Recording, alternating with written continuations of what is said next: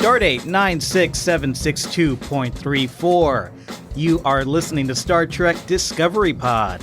My name's Mike Moody. I guess I'm a big-time Star Trek fan. Let's kind of reintroduce ourselves a little bit, guys. And with me is... Grant Davis. Wait, you think you might be kind of a Star Trek fan? Is that what you just said? Well, the reason I hesitate is because I'm looking right at Clyde.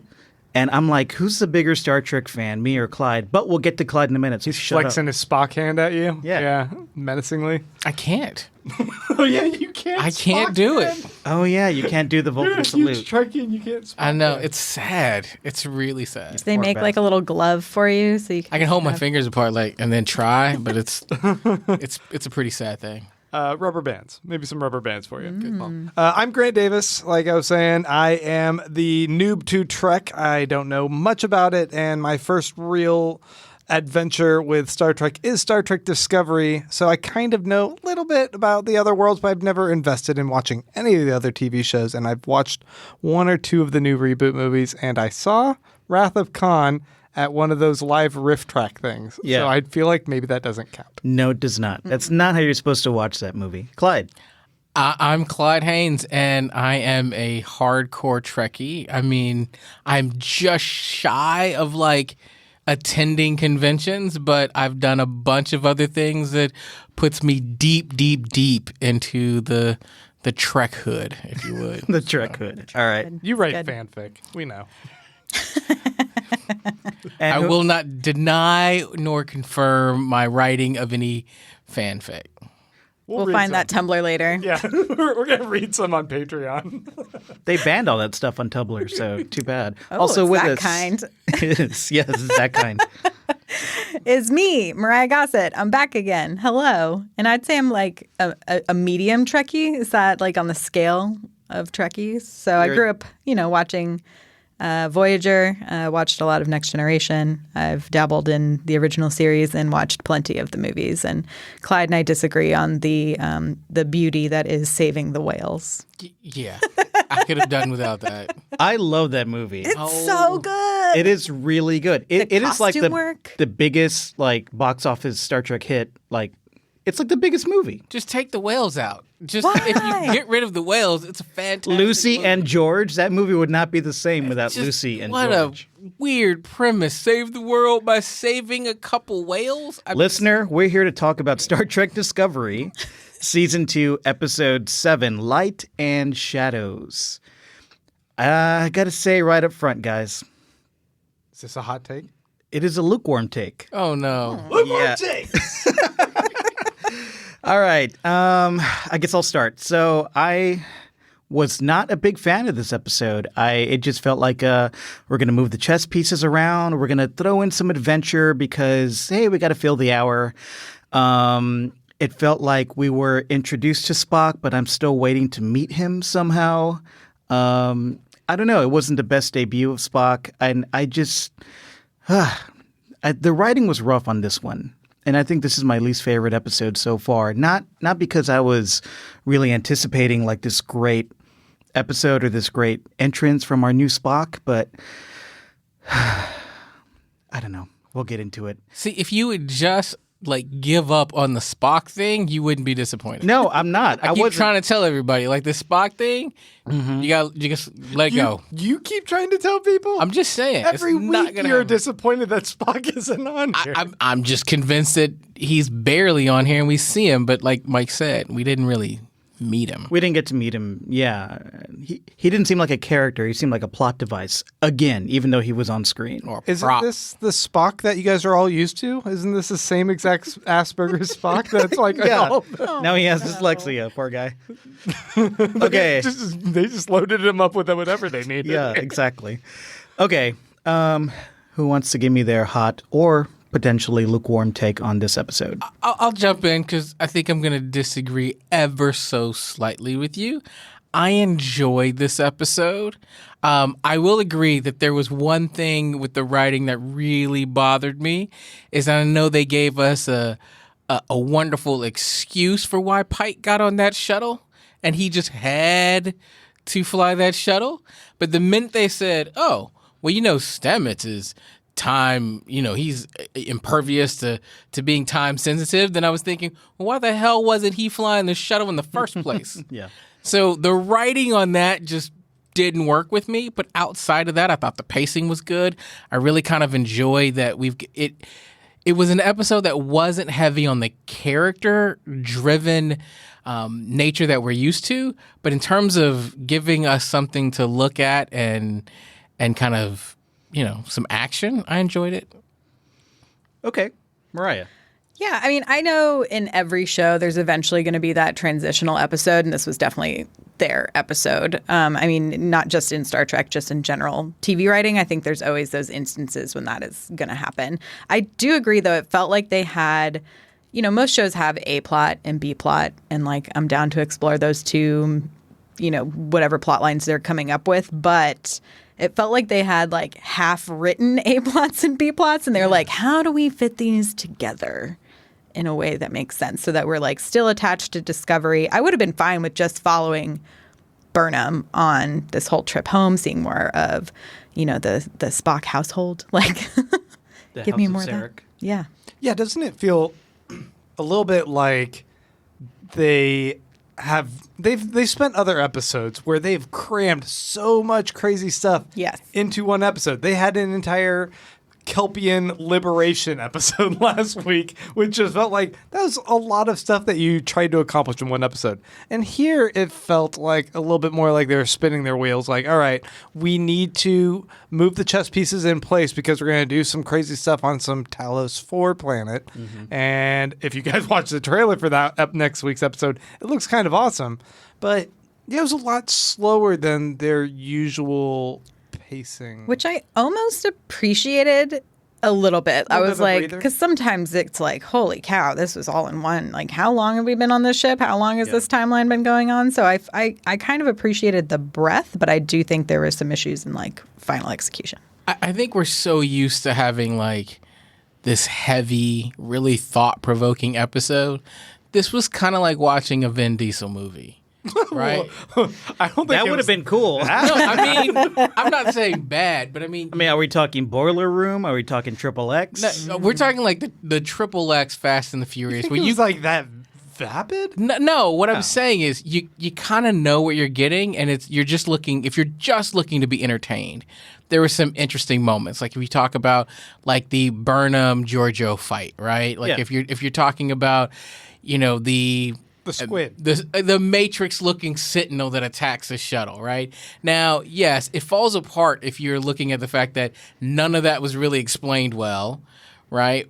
But if you're just looking at like the aesthetics, it was kind of cool to watch. Of course, it looked great. Yeah, it would look really cool. It always does. The show always looks great. But one of the big problems I had was a lot of this, even though it did seem like a placeholder episode, not necessarily a placeholder episode, but let's get to where we need to get for the next episode and get this plot moving type of episode. Like, hey, we need Burnham and Spock together and we need them hiding out and eventually they're going to go to Talos 4. So we need to kind of get them together and get them there.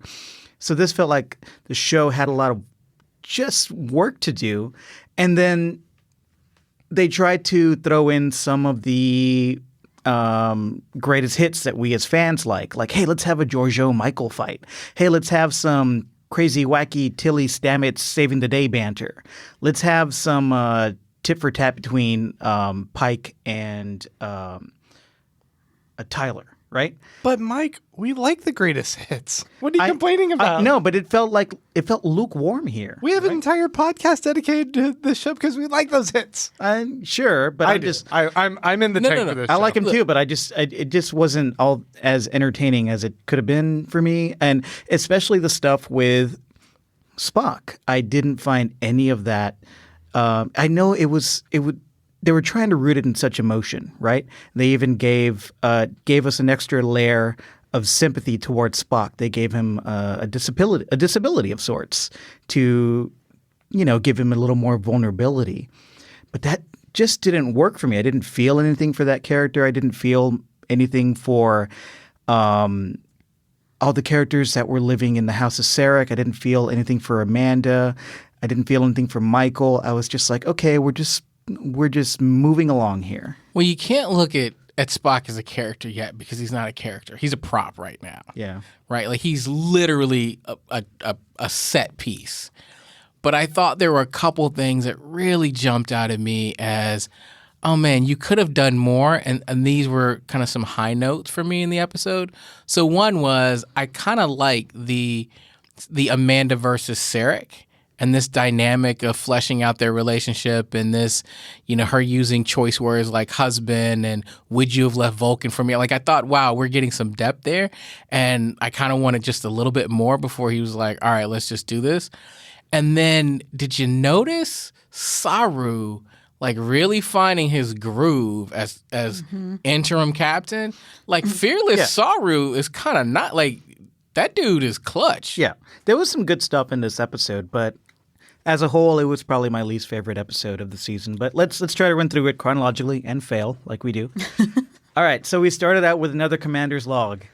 Well, at least we got it this time. Actually, right? yeah, she did say commander's log. She said personal log. Was it personal? It was personal Okay. log. I was thinking, Right, she's not a one, commander. Mike's going to ask me about this because he knows how much I hate this random voiceover. Yeah. And I was like, well, finally, you've done something that is more like Star Trek, where you start with personal log. So while I may have my issues with voiceover, you did what Star Trek does, so I cannot complain. Do you like voiceover as long as it's a Star Trek log? Like, have you liked it in the past in other shows? You know what? I liked it in Wonder Years. He's a Daniel Stern fan, people. So we got confirmation that the Red Angel is potentially humanoid, wearing some exoskeleton technology from the future, thanks to Saro's supervision. So that's new. In between her tarot reading, the like birth, life, death, past, present. man. And I was like, this is literally what Here we go. happens when you go get your tarots read. They're like, we're going to read your cards, and here's your past, and here's your present, and here's your future. And I was like, oh, man. It's so good. I like how it bookends the episode with like the power of three. Right. There's three Yes. of everything. And the three red dots. Then there's the three red dots. And I'm like, well, that's on the nose. And now Aram's compromised.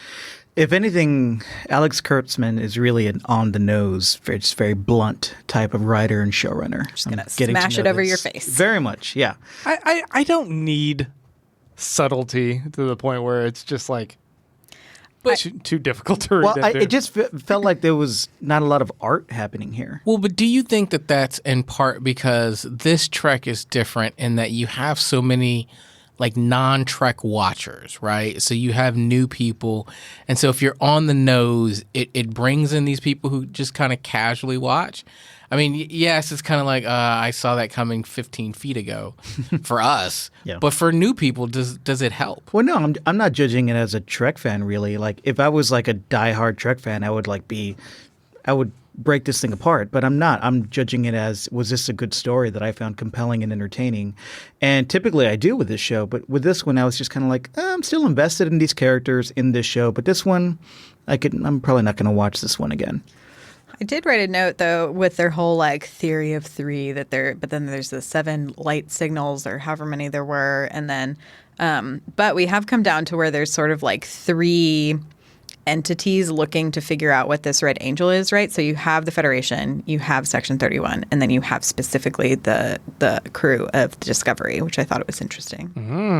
Yeah. The Nice 3 job. almost Okay. competing facets. Yes, they're all on the search. They were all on the search for Spock. Yeah. Did you get that? Did you get that right there? I believe that's a reference to a different movie There you go. called The Search for Spock. You impressed me, Grant. Yes. So Pike and Discovery seem to think the Angel is from the future. So we're trying to find out, where did it come from? When did it come from? So they deduced that it's potentially from the future because when they analyzed it, let me see if I get this right, there were some They were reading- advanced technology tachyon or something. Residual decay, isn't that what they said? There was some Star Trek bullshit that told him it was from the future. Yes. So it's like, we don't have that technology anywhere in the entire galaxy because we fully know it, even though our mission is to constantly be exploring it. And we just found some crazy star like 2 episodes ago that was dying, that had crazy amounts of like tech that we did never know about and like information. So whatever. Sure. Well, everything it's from the future. Everything has been pointing to the fact that the Red Angel or whatever is making these signals is from another time, and we got confirmation here because we got a time rift, which was visually pretty damn cool and action movie wise pretty damn fun. That's all I'm saying. I did really love Pike in the cold open when he's having his banter with Tyler, who when I write down Tyler, I just put next to it. But like him throwing the comm back and forth at each other was like, I enjoyed it. I did too. Yeah. I like how snarky he is, and he's like, well, as long as I'm sitting in this seat, I'm the captain, your badge doesn't mean shit, The whatever. chair outweighs the badge. Yeah. Yes. It's funny because I'm just not enjoying this Tyler. Right. That's why it says, Like I actually you like see the note? old Tyler, Yeah. but like this Tyler, I'm just like, He's so moody. Well, I think we're getting there because at the end, I wasn't liking the dynamic between Tyler and Pike either through this. Like, are they just going to be an arguing couple here and there? This just feels dumb. But it's kind of like what they're doing with Burnham and Spock. We need to go through some not so compelling stuff to get them to the compelling stuff. And that's what they're doing here with Tyler and Pike. Because by the end, they found a camaraderie. They found a mutual respect for each other. And they actually started vibing. And it became kind of fun. So hopefully that's the vibe we're going to see between them going further. You know, They must recognize that Dreamboat McSexy Wingtips Captain is the new fanboy Dreamboat character or whatever, right? That's why they just keep making Tyler like more and more unattractive. Right. Well, I don't know. Some he people, was the dreamboat last year. Right. He was. And now that we have this new pretty Pike, I think that when they have Ash come in and attack him, they're purposely trying to frame it for us, the audience, that he's the villain. We're not supposed to like Ash at this point because we, the audience, are fully on board with Pike. We want to follow him. And Ash, in a way, betrayed us, the audience, as well, because Vok killed Culber. So I think what they're doing is a little bit intentional. They want to continue to frame him as a bit of an antagonist since we don't have a face on a proper antagonist in this show necessarily. It's a show about like discovery. Yeah. Well, I mean, we got Giorgio. Kind of. But she is more like... Yeah, it's gotten weird there too. she's not a straight up antagonist. She's anymore. like Sark from Alias or whatever, right? Yeah. It's like a bad guy, good guy, or Spike maybe from Buffy, yeah. Sure. Well, are they setting up like Leland to be, I guess, our new, like, he's the bad guy? Yeah, but then he seemed a little soft this episode too. But Yeah. George O is the only one telling us that Leland is the bad guy. That's true. He seems like a pretty good guy. In this episode, he did anyway. Yeah, I mean it's definitely convoluted, and you're right. We don't have a clear villain, but I think anybody who trusts Giorgio is an idiot. I mean, because Yes. Yeah, that's what I'm saying. she is up to something. she's up to something. And I think it's big. She's Benjamin Linus. Huh? I was waiting for it. Like when you went Alias, I was thinking, at least he didn't We're say getting lost. there. We're getting but there. It's coming. Don't worry. I mean, we got Time Anomaly. We got Donkey Wheel Spinning. I got more stuff. Yeah, for there you. was a time not only we had the numbers. Numbers. a major character repeating numbers, a numerical pattern over Yeah, and over. Oh, I JJ. definitely knew. I mean- was like, oh yeah, I'm excited. I'm nipping Yeah, on see, that. that all just felt so reheated to me. That just took me out of it so much. I would agree with you there. And it was dyslexic numbers. It was such a Oh, God. like, oh, what an interesting puzzle that they solve 3 minutes later. But like, That was dyslexia so- doesn't just reverse No. things. Right. It's like, oh, yeah, I forgot. He's dyslexic. Hey, computer, I'm going to repeat this number pattern to you backwards because he's dyslexic. Now do the work for me and tell me what it is. That was so dumb. It was so unnecessary. Yeah. There's one line where it's like, it's kind of like dyslexia. So I'm like, okay, they have a little bit of wiggle room for him just saying numbers backwards because Space dyslexia. he reverted to him being a kid. And man, did I love that we finally get Spock. And he's not the Spock you guys wanted Well, no, I at don't. all. It's like this I'm joke not- caricature making fun of what Spock is. It's funny that you say that because you're probably characterizing me as somebody who has a vision in his mind of what he wants this Spock to be, and I don't really. I just want a compelling character. I think my struggle is the Spock that we've known in TOS and every kind of incarnation since has been really specific. And the Spock that they've been talking about and giving us is nothing like that Spock. Like it feels as though we've got this I don't know, this archetype that's been built up in our minds for decades, and they've just kind of dismantled it in a season and a half. No. Amanda says one line where she goes, Spock is not how you remember him. And then she turns to the audience and winks at you, Clyde. Remember that? It was so good. Yes, I do remember that. So it's all okay now. It's okay that he's just a plot device at this point. It's fine. I mean, I'm willing to write it out to see where it goes. He looks cool. I did enjoy. So, like, now that I'm assuming we've jumped and now we're on, like, Burnham's on Vulcan. Yeah. We're all over the place. This is a kind of all time over the displacement place. episode. All over the place. But I enjoyed seeing them as kids and, like, their interactions with each other, which I thought was kind of sweet. Like, you're like, oh, they did at some point like each other. Yeah, it was cute. But here's my big thing. As a woman with massively curly hair, when I see Michael as a child when she's first getting introduced to Spock, and then now that she's going into Vulcan training, has that straight bowl cut with bangs. I just wrote hair change, underline, like They That gave is her some- a that mauve. is some- new forms of technology that I am not aware of. Toxic relaxer, man. As a husband of a woman who has like who's natural and curly, yeah, even I was shocked. Like, Right? That doesn't seem right. I just thought it was a wig. I mean, it is obviously it is a wig, but Yeah, that is but a small wig for a lot of hair to be under. to go from natural to like that Vulcan cut that we're always used to, the effort that one must undergo is pretty immense, right? And like I said, I'm married to a black woman who I've seen the process. It would take a lot, and to maintain it would just be like, I doubt that they have a salon that handles natural hair on Vulcan. Like, I just don't think they do. No, I don't think so. So, I mean, Where is that street? because if they do, I got a couple people, that could be a money making business right there.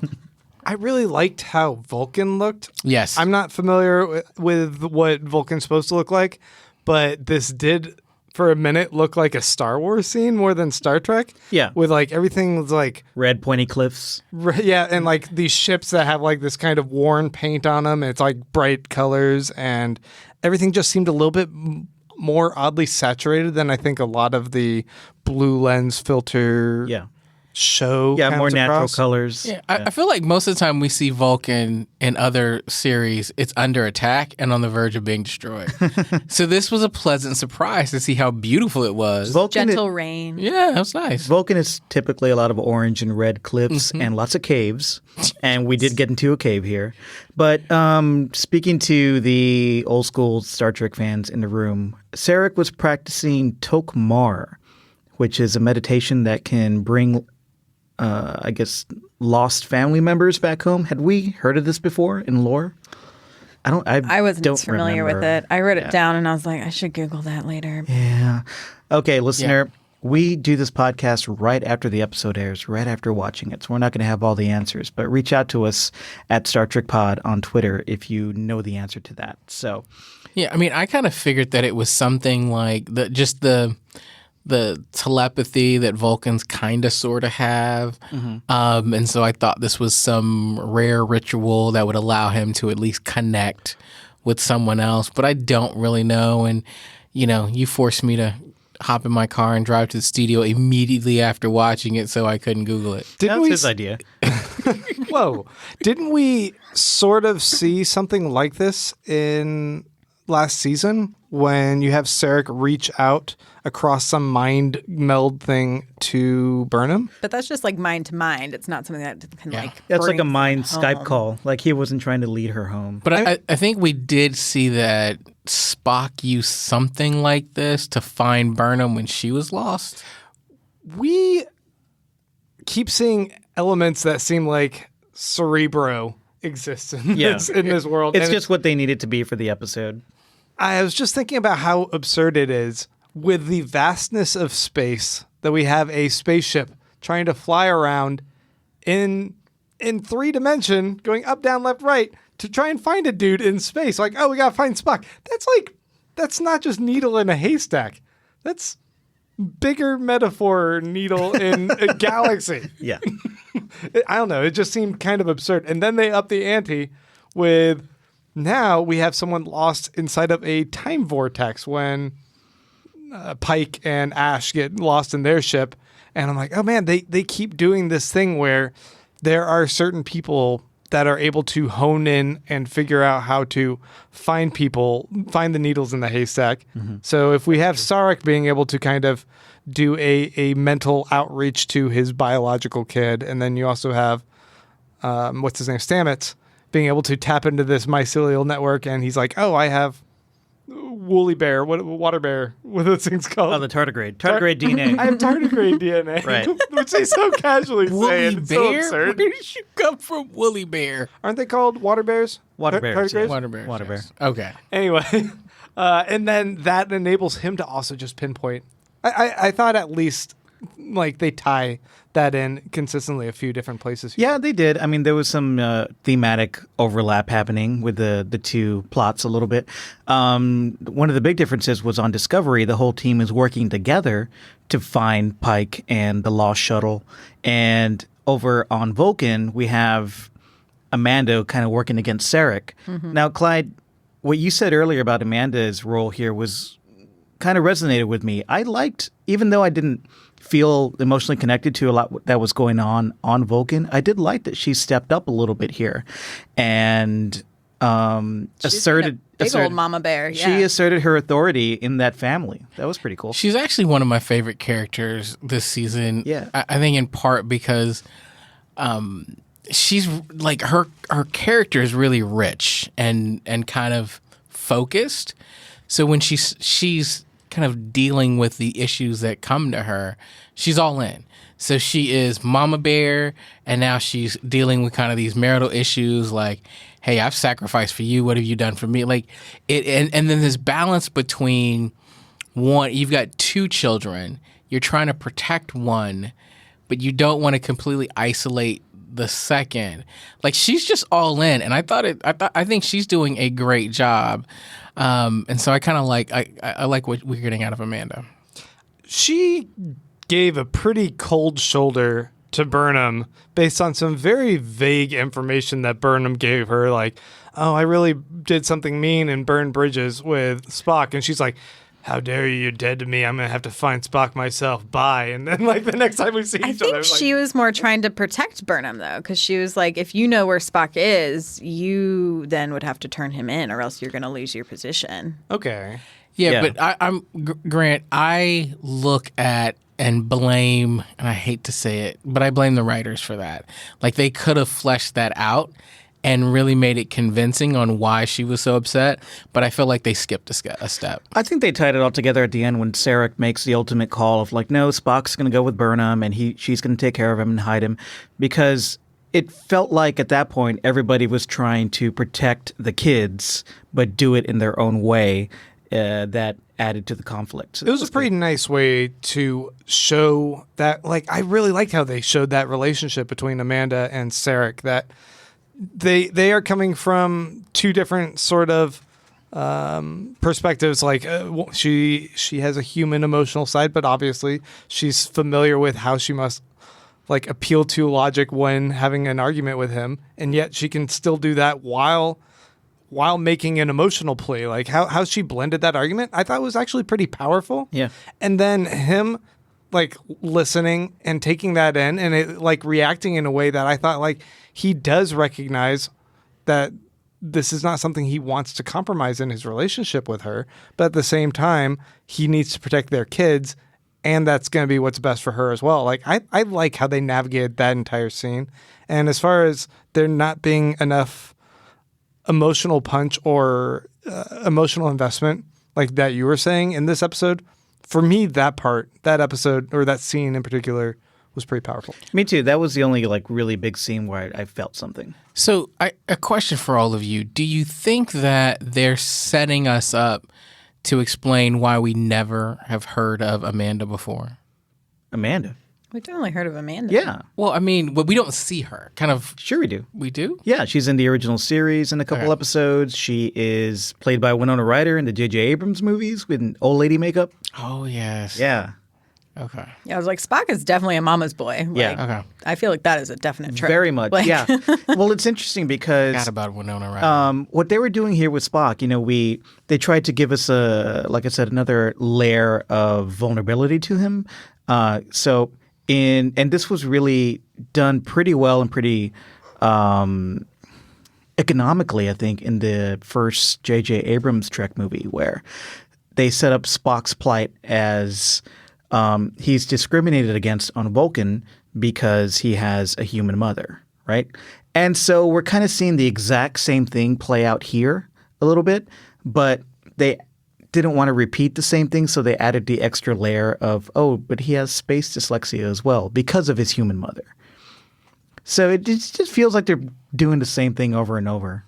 Well, they wanted to provide us with a slightly different take. I mean, they're already going to have a different actor playing a very iconic character, one of the most iconic television characters of all time, right? And so I think the best way to introduce that same guy is, or a good way, maybe not the best way, but to show him in a completely different mental state and something very unfamiliar to what we're used to with him. And having him in a way mentally broken when he is a person who is known for his powerful mind is kind of a fascinating take on that. So having this Peck actor playing Spock and being babbling and being a little bit broken, like a beautiful mind kind of character, I think it was interesting to me. I mean, I like the idea. It is just the execution that just was not compelling. See, I'm not so sure I'm sold on the idea, only because I feel like it's a huge gap. Now, it kind of sort of makes sense because you've got to find something to do and make it your own, kind of like Grant said. But the Spock that we've known is so solid, right? And his mental acuity, like he's so solid that what we've kind of been given in everything that we've seen is of a lost boy who is always struggling with who he is and where he is. And so that's a bit of a gap when I'm looking and going, okay, so how do we get from here to that guy it's 10 okay. years from now? But that's okay. I mean, they're telling us that story. They're starting to, hopefully. Yeah, I wondered for a second if the machine that Leland wanted to use on him was just going to like suck all of the emotion out of him, and that was how he was going to get to this other state. Okay, so at least we got, speaking of Leland, Giorgio's the boss in that ship, right? Yeah. Oh, yeah. I mean, She basically underlines that point to us, the audience, when Every she says, minute. I know a minor detail of blackmail about a character that we may or may not encounter again after this little one mission, and therefore I'm now the captain? Like, oh, sure, I guess. well, I was struggling with that because I was thinking, okay, so what happens if you tell Burnham that bit of news? What is she, some specialist on another ship, going to do to Leland, a captain in Section 31? Well, I mean, yeah. Yeah. I mean, I was going to defend it, but I was like, I would have been like, okay, tell her. yeah.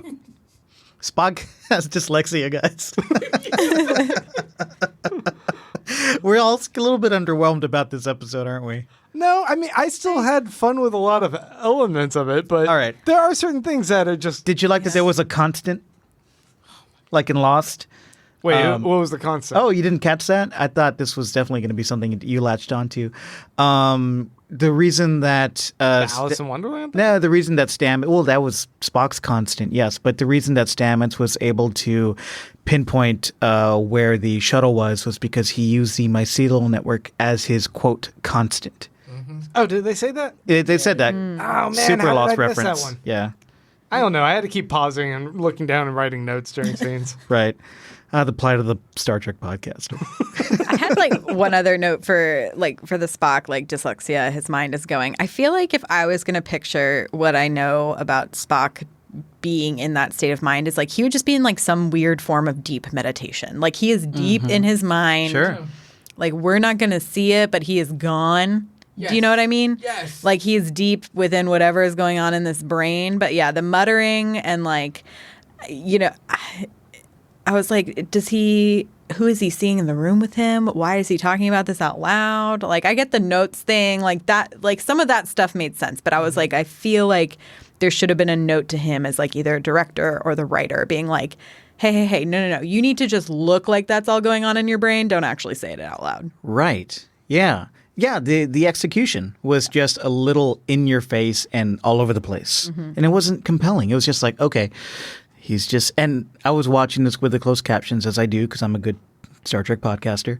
And the closed captions just kept saying, Spock continues to mutter. Yeah. Right. I was So like, if yep, that's what's in the that's what he's script, doing. then like, why are you verbalizing anything? Why isn't it Yeah. just like your face is muttering? Well, clearly they wanted to have key lines Well, the numbers. to Right. articulate like that he seems to be to some degree regressing or at least picking up on what's going on around him and trying to communicate, but he's sort of lost in time or whatever's going on with his mind. Do you guys remember when they did that transition where they're like looking at the clock, and I'm assuming it's the clock saying how long they have before the radiation is going to kill Pike and Ash, and then they transition back to, I think, the cave, and they like let that number linger, and I should have like run it back to figure out what that number was, but I was like, wait, am I supposed to remember this number? What number was that? Does it have any significance? But I think it started with not the numbers that ended up correlating to anything else in the episode. Right.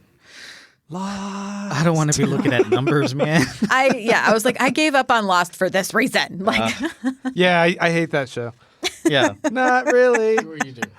Yeah, but him repeating these numbers seemed like he was specifically trying to get across that code to Burnham in order for her to, or to anyone who was around him, for them to help him get to Talos 4, which you guys must be familiar with. I don't know what Talos 4 is. Okay, so I recently watched The Menagerie, which is kind of a retelling of Lorca's the... Menagerie? No, not Lorca's Menagerie.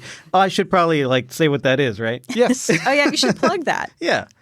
Oh, yeah. Well, I'll plug it as well. Well, I didn't plug the Slack earlier, did I? No. we haven't done that yet. I haven't done that yet.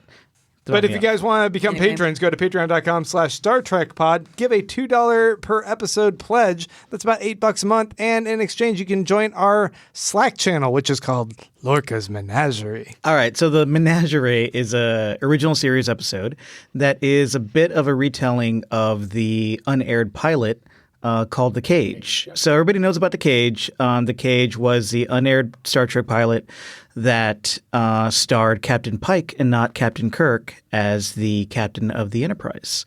So I believe it was season 1, could have been early in season 2 of Star Trek. The Menagerie told the story of a disabled Pike. Pike is in a chair. Pike can't speak. He can only speak by making buttons on his chair beep. And he can say yes or no, and that's about it. And it's very sad. And so Spock Spock kind of kidnaps him and takes him on a voyage and kind of steals the Enterprise and lies to everybody in order to get Pike to Talos 4. So it's a two-parter. It's a mystery. And basically throughout the entire episode, Spike. I said Spike. Wait for it. And It's like I'm trying to do it. The almost the entirety of The Cage, the original pilot, is shown on screen to our characters to explain why they're going to Talos 4.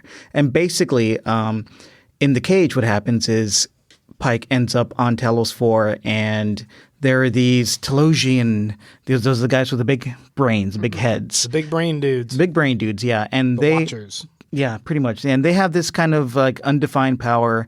They're illusionists, right? Yes, they're illusionists. They make you see and hear things in 3 dimensions. And they basically want to make a underground zoo of all the species in the universe. And so they need humans. So they attract our Enterprise crew there, and they try to give Pike this beautiful woman and create these great scenarios so he would enjoy it there. And the whole point of the episode and the whole theme is that man cannot be satisfied with such a synthetic lifestyle, that we need the real shit. So Yeah, I think what lured Pike to kind of Talos 4 originally was there was this distress signal. right, it was fake distress. It was a signal. fake distress signal, and there was only Collisions. one person, this woman, who survived, and Right. and as a result, was it General Article 7 says that no ship can go to Talos 4. Right. So, yeah, in the menagerie, they end up going to Talos 4 and seeing how Pike is an invalid now. It seems like his dying wish was to go back to Talos 4 and accept that synthetic life so he can walk around and live and walk and talk and be with this beautiful woman who he fell in love with there. So like the Matrix. Sure. Yeah, They plug takes him into the Matrix. Yeah, they plug him into the Matrix. That's pretty much it. There's a lot of Matrix references in this. Well, we got like a Matrix robot attacking Yeah, a Sentinel, yeah. Yeah, that's what they're called. It was a drone from 500 years in the future. Well, it was that our drone, but the people in the future jacked it up with 500 years worth of technology and sent it back to made us. it some Jules Verne looking Yeah. squid thing to attack them. And then we also have Stamets being able to see the code. Can we talk about? I don't understand how he can transport onto the ship if he has figured it out.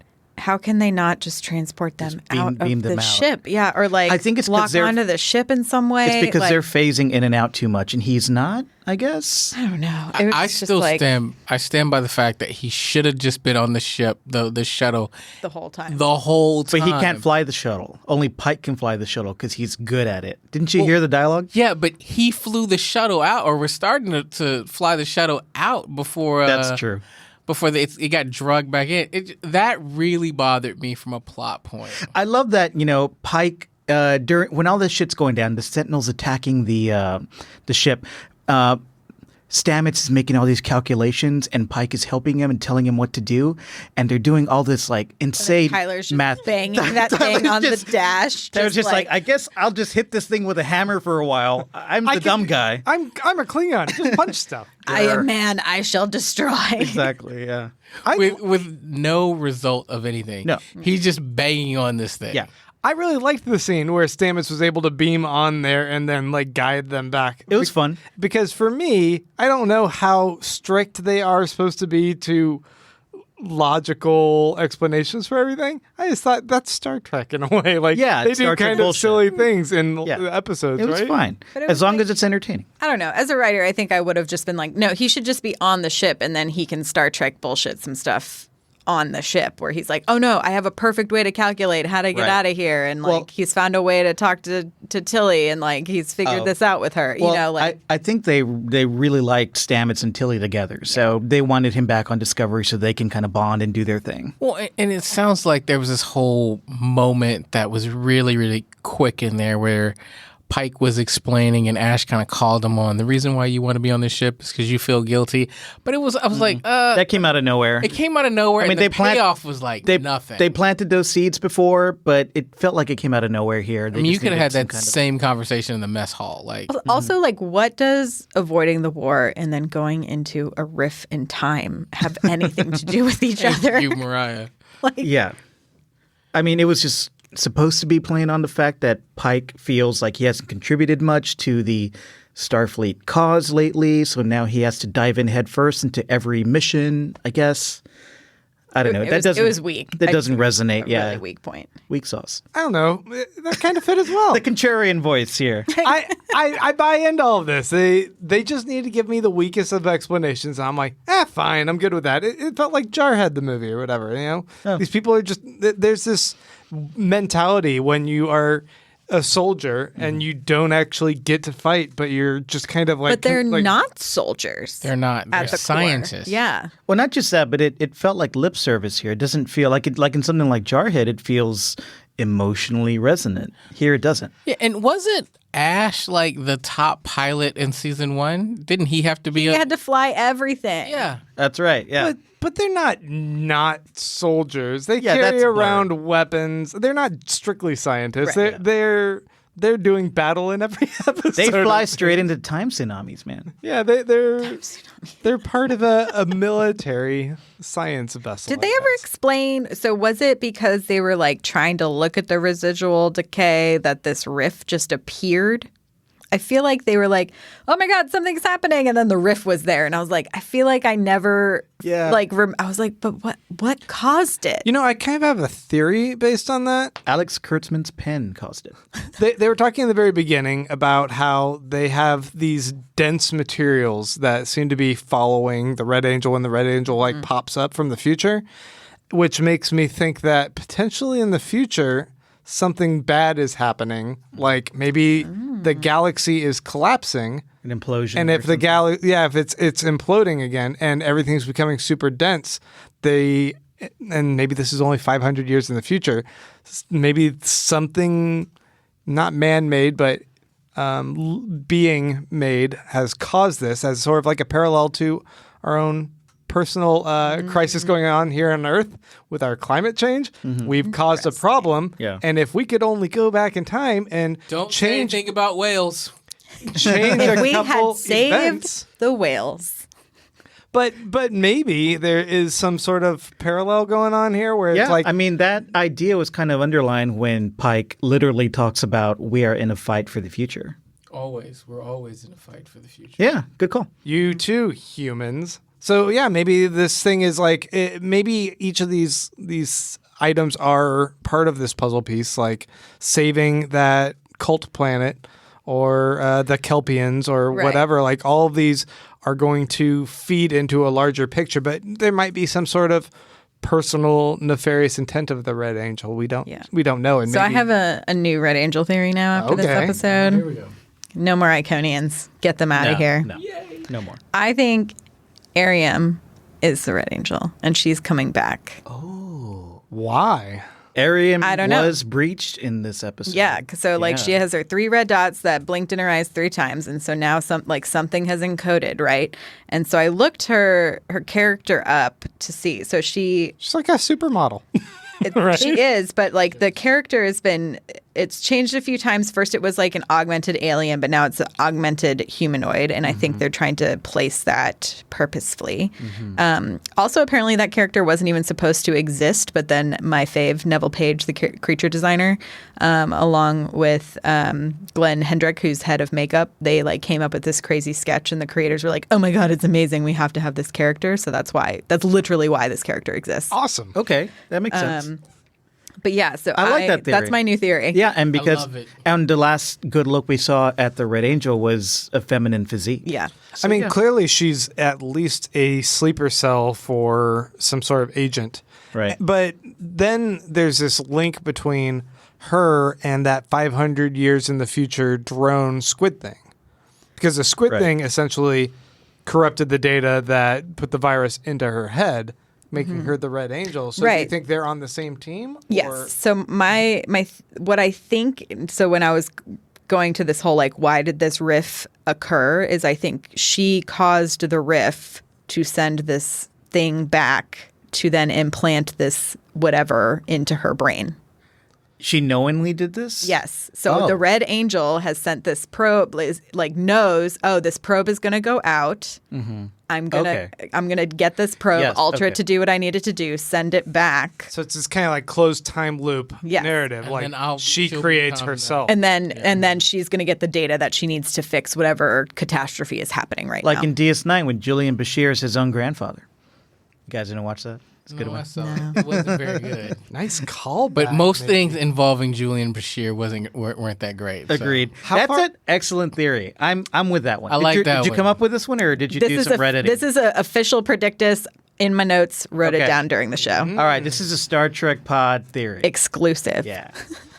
500 years in the future, how far have we seen in the future with other Trek shows? Not that much. Not that much. It's been So 100 what's years. Voyager, like 200? Yeah, I mean, Almost. I was thinking about this, right? So for the most part, 10 years in the future is the original series, right? TNG is like 87 years after Kirk. Right. After the original and so we know series. there was a little bit of some time traveling stuff and overlap between TOS and the Next Generation. So it's all pretty close. And then all the others, when you look at Deep Space Nine and Voyager, they were all kind of like spin-offs.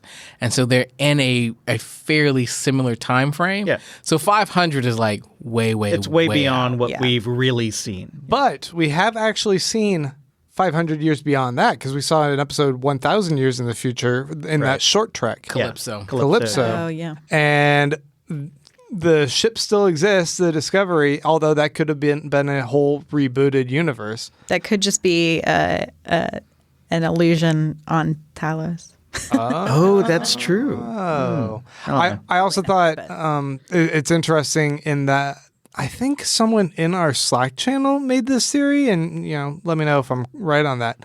But someone posited the idea that what if the ship's AI computer, especially when we see that it starts manifesting a consciousness, engaging with that guy in Calypso, what if that has evolved even further than that and becomes the Red Angel that goes back to its own ship, Discovery, to try and interact with itself there to send them on missions to kind of serve its own future purpose. Yeah. I thought there's something interesting. I'm still riding with Mariah on Me too. Yeah. I'm going to take credit for that theory. Wow. I'm not going to take I invited her credit here for it. first. True captain material right there. Yes. Good job, I science officer. delegated that theory. I'm just saying I think it's a great theory. Okay. So, so I think the Talos thing might be a little problematic story-wise because the Talosians can do anything. They can make anything appear. Well, I'm struggling with the timeline of this. Yeah, me too. Is this before the cage, after the cage? Exactly. That's where I'm trying to figure out. Yeah, I'm like trying to emotionally prepare that something's going to happen to Pike in this season, and it's going to be. Yeah, I don't think they'll. I really don't think they'll go there. So they have said previously that this is officially in the exact same universe as the original series. Prime timeline. Yep. Is it possible we could move into a new timeline at some point? I mean, we've done it Sure, before with but- the mirror universe, so Is it possible that they see how good people or how much people are liking Anson Mount as Pike, and they're like, what if we just move this into another universe and then have him just continue on with Spock in this other show? I don't think they want to do that though, because I think they're eventually going to tie something into the new Picard show, which is in the Prime timeline as well. They're going to want to do that. Yeah, but if they're on the Discovery ship and they can just jump between universes. Sure, they can do that. Yeah. Maybe. It'll be too much to hold in my head. it will be. Yeah, Really. it'll be way too much to hold in my head. I wanted to mention that temporal time shift thing and the effect they were using with like seeing the shadow past and future versions of him. I like that. That was cool. It was pretty neat, especially when he sees that he shoots Ash and we don't know. Fake out. Yeah, I was so excited. I was like, finally. Some people are like, "Oh no," and Mariah's like, "Yes, Bleed that murder him." pink Klingon blood, Ash. I figured it, but when I first thought, I was like, oh, maybe this is like a time warped. Ash is on the, maybe there's going to be two of them at some point fighting each other on the ship. Oh, that would have been cool. Which I was like, that would have been a rad fight sequence, like Pike on Pike. Yeah, did you like the part where Be still my heart. A girl can dream. when Vok was arguing, or when Ash was arguing with Pike in the very beginning, right before the credits cue, and he's like, "There's no way to get rid of Vok," and then Pike replies, "I know the feeling." Yeah, that was great. I was like, "Is he the audience right now?" All of us are not. Pike is all of us. Yeah, everyone's down on Ash, I think, lately. I was kind of looking forward to, with the time shifting, that maybe we would get to see Vok, we would, his body would shift back to that That would have been cool. point. Yeah, that would have been cool. That would have been cool. I kind of miss Vok. Interesting. So I've got another question for you guys. Like, how are you feeling about the way they're using this cast, right? Because if you think about it, what we're used to, and I hate to keep saying this, but what we're used to with Trek is you've got this cast, and we see a lot of them every episode, right? Like you have you've got an engineer, a doctor, occasionally a counselor. You've got, people at the helm. You see the same cast. We haven't seen Jet in like 3 episodes or something. Yeah, like where's that. she at? I thought we were gonna get more of her. Yeah, like we don't see the engineer. Like we get these like moments of Stamets, right? Where it's like, oh, hi. Like for the whole first half of the episode, he's not even mentioned, right? And so I'm just wondering, like, how are you feeling about how the cast is being used? I think they're still figuring it out. They're still figuring out the dynamics. They figured out that Tilly with Stamets is good. Tilly with Burnham is good. Pike with Anybody. Pike with the furniture is good. I think they're still figuring it out, and they're trying to.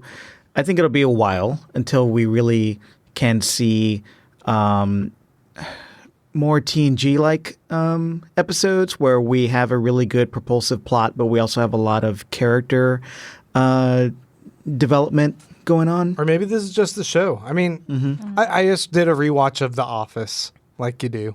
And I'm now doing a Parks and Rec one. And it's interesting to see how many of those background characters stayed background characters for a couple seasons before they became so integral to the show. And you really got a sense for them. I mean, like, Creed was in the background for like 3 seasons before. Like, Yeah. and it's like, now I know who Creed is. It took them a while to figure out how to use him, and I'm wondering if that is happening here too. Well, they have an ensemble cast. It is a very large ensemble large- cast. They keep Or- adding people. Yeah. These Yeah, people, like Colbert. We didn't even see Colbert. they still have stuff they have to constantly do. They're moving in the background and giving life to this ship, and it's still very valuable, even if it's background work for them. I don't feel like they have to have lines for me to feel like this ship is alive and they have identity. I don't know. I buy into it. I don't need for there to be a heavy-handed, oh, I need a line delivery now, and I'm going to give a weird monologue that like takes everyone else out of the story. No, but I also think that Tig Notaro brings a lot to the series that it doesn't have, right? Yeah, Well, it we doesn't got have that humor. we got a season 3 renewal. I think today. Yes, right. today. Awesome. So there's going to be room to see her again and to go deeper into these characters. When we saw the squid, I totally thought she had rigged up the drone to make it like hyper advanced because like she was doing some crazy rigging stuff, Rocket Raccoon shoestring style and some before. bubble gum. Exactly. And I was like, oh, this is her. We're gonna see that she's pulling them out of the temporal. Tig is a red angel, rad. guys. Well, I mean, that would have made a lot of sense. I mean, you're kind of stuck. You're worried. What are you going to do about the ship? I don't know. Call the engineer. Like, that's what you normally might do. Yeah. So why not do it Well, this she's not time? the chief engineer. She's just like a. Do we have a chief engineer? Yeah, they've mentioned a chief engineer before. We haven't met the chief engineer. Yeah, and then what happened to the chief of security? She's Oh yeah, Braces. she's not around. Yeah, Braces is not Braces. around. she's just around eating burgers in the corner. I'm just I know they're still trying to figure out how to use the cast. Cleaning her retainer in the back. But but that's what I'm just trying to figure out when they're going to settle down. We're running a little long. Anything else we want to say about this episode? Oh, one more thing I got to say. Tilly running. How come we get to see Tilly like running marathons through the ship and all of a sudden she's about to have a heart attack trying to Looked keep like she up? was sore. I think she had like a leg day the day before that scene was shot because I have seen that face in myself. A marathon run is different than a sprint. I mean, She was wearing those Discovery boots. She didn't have her Nikes on. Okay, is that what it was? 'Cause I was just like, Her she's arches were struggling killing her. to hang out with Stamets walking through the hall. I had a couple of loose end notes I wanted to bring up. What you did? Freaking amazing. And then Tilly saying, you know how I get around violations of causality? Great lines from her. I like that. And I thought it was a good nod to the weird, edgy cursing and nudity they were throwing out in the first season. Like, oh, this isn't your grandpa's Star Trek. We'll show some Klingon boobs and also have someone say fuck once for some weird reason. Here's a double Klingon dick. But I like that. Like Tilly says, freaking amazing, and then they have this little banter where it's like, yeah, you told me I have to watch my language, and they're like, there you go, audience. That's why we're not doing that anymore. We also saw this one brief scene where you see the interior of the ship and like the scale of the ship when it's like this roller coaster looking thing where they got in the elevator, and I assume it was Ash and Pike moving to where they're going to be on that ship. And I thought it was like a really cool scene, but it was very brief. Do you guys remember seeing this? Not at all. Looked like a bunch of roller coaster. No, I remember, but I wasn't really paying attention. It did look cool, but I didn't The think first 10 minutes flew by for me. They were very propulsive, a little too fast for me. propulsive. At one point, Pike says, "Have you heard of Bad Penny?" Yeah. Was a this- bad penny. Was this just like the standard colloquialism, or was there something Star Trek related? It's standard. It's just, standard. Yeah, like you can't get rid of a bad penny. You always have a penny in your pocket, and you're like, oh, this thing. The way he said it, I thought, okay, maybe there's some sort of Star Trek inside thing. I just wanted to ask about It's that. given him like a folksy sheen. Then I also wanted to point out that I thought it was funny that they see a temporal anomaly, and they think, oh, you know what we need to do? We need to shoot at it. It just seemed like a weird... Well, it was a probe, so like an exploratory probe. That's true. They didn't shoot like a... Star Trek lasers at it. But when they shot at it, it like freaked out and made some weird bubble thing that locked them in it, right? Or whatever happened there. It was a little bit unclear for me what was going on, but it just reminded me of that Tumblr post, I want to say, where people were talking about the role of humans in the Star Trek universe and that humans are alive and functional because they're so fucking crazy in relation to all other aliens. They'll do the weirdest shit that no other rational beings would ever think to do. Like, let's take two dying stars and just collide them into each other just to see what would happen. Right. Anyway, I was just a little bit amused by that. And my one last note is that Leland looks like garbage with a shaved head. That's mean. I don't think he should have a shaved head. Well, he's going to be dead would soon. Look really handsome with long He's Georgiou's gonna going be to dead. murder his ass Yeah. soon, right? Yeah, I mean, it's she's going coming. to straight up kill him. Yeah. It's going to happen. She's going to snake hiss and he's gone. Yes. Well, I really like that Arium is about to be a big deal. And I'm riding with you, Mariah, on that theory. I like that theory a lot. Newest standing theory. Let's see how it goes. Yeah, let's see how it goes. Okay, thanks for listening to Star Trek Pod. Find us. I didn't shoot out the URLs at the beginning of this episode. You did not. I just wanted to dive in and tell everybody how much I did not like this. You were ready. You're I was ready. Hot takes. Lukewarm take. Yeah. Okay, so you can find us at StarTrekPod.com. Grant, you want to pimp that Patreon again? Yeah, that's patreon.com/Star Trek Pod. Please go there and support this podcast that you love so much. Give us $1 or $2 or $5 or $10 or however much is the limit on your parents' credit card that you stole and you want to use. And yes, because there's 12-year-olds listening to this podcast. Maybe. I don't know. Steal your parents' credit card, kids. It's 30-year-olds in student loan debt living in basements. Yeah. More There accurate. you go. Very accurate. All right, yeah, and find us at StarTrekPod.com. Follow us on Twitter at StarTrekPod. We're on Instagram now at StarTrekPod. And guys, you want to throw out your Twitter handles, let people know where they can find you? Mariah. Yeah, I'm on Twitter and Instagram. It's at Mariah Gossett. You can find me there. It's spelt weird, but it's chill. I am on Twitter at Clyde Haynes, or you can hit up my website at www.keyandclyde.com. I'm Baron Von Grant. I don't know why. It sounded regal. I know why.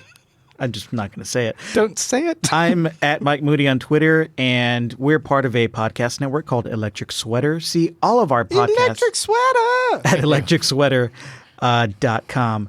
And one more thing. I don't have time to go over all the great reviews that we've gotten over the past 2 weeks. I just want to thank everybody for leaving us reviews on Apple Podcasts. So if you dig this podcast, we'd love to get a 5-star review from you on Apple Podcasts. And I am going to get to reading some of those on a future episode. So keep leaving them. Thanks. Live long and prosper. Fight for the future. Bye.